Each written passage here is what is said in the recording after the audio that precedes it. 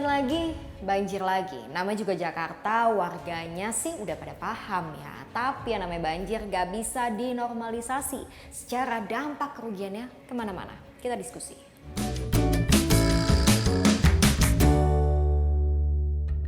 Jumat pagi, kebayang gak ada yang mau sekolah, ada yang mau berangkat kerja. Ada genangan banjir. Data BPBD DKI bahkan mencatat ada sedikitnya 4 RT di Jakarta dan 23 ruas jalan yang tergenang banjir. Ini dia diantaranya. Di Taman Palem, Cengkareng, Jakarta Barat, banjir setinggi 30-40 cm menggenang.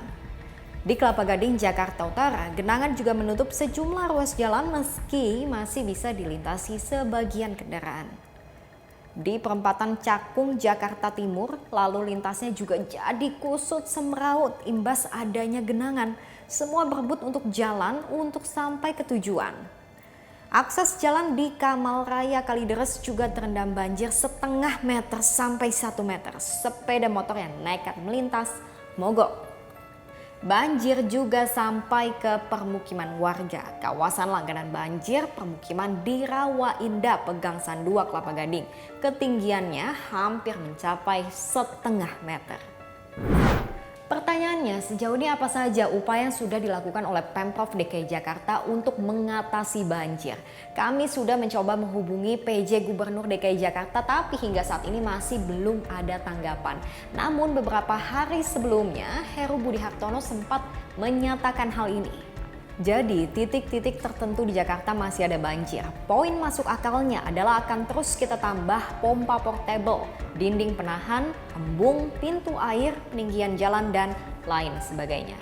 Nah, beberapa hari sebelumnya, ini dia pernyataannya. Sehingga memang masih di area-area titik tertentu Jakarta mengalami banjir jika curah hujan itu cukup tinggi dan curah hujan tidak berhenti di atas 5 jam.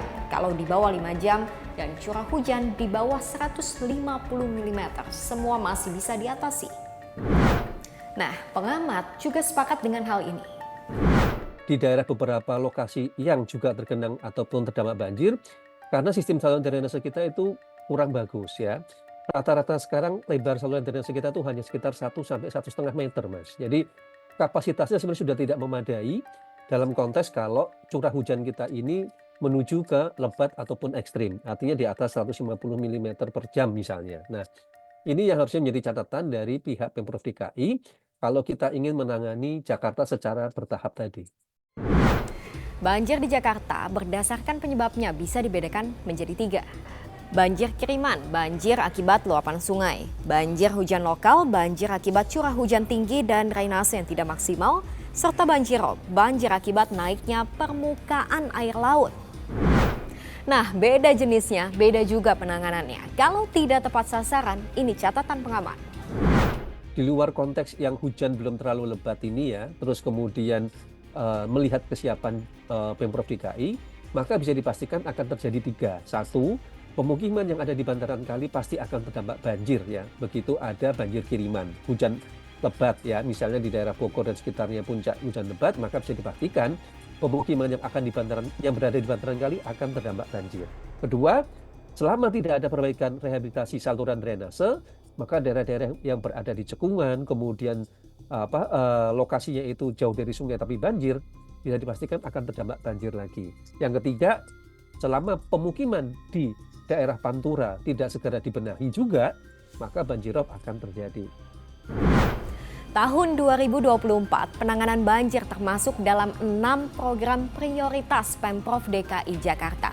Anggaran yang digelontorkan adalah sebesar 2,89 triliun rupiah. Banjir Jakarta, masalahnya satu, tapi penyebabnya kompleks. Itu dia kenapa penanganannya nggak bisa cuma mengandalkan satu pihak alias pemerintah aja. Kita sebagai masyarakat juga bisa ikut andil melakukan bagian kita. Nggak buang sampah ke kali, nggak nutup area hijau, nggak memperlebar permukiman ke bantaran sungai. Bisa nggak ya suatu hari nanti Jakarta nggak banjir lagi? Lanjut diskusi di kolom komentar.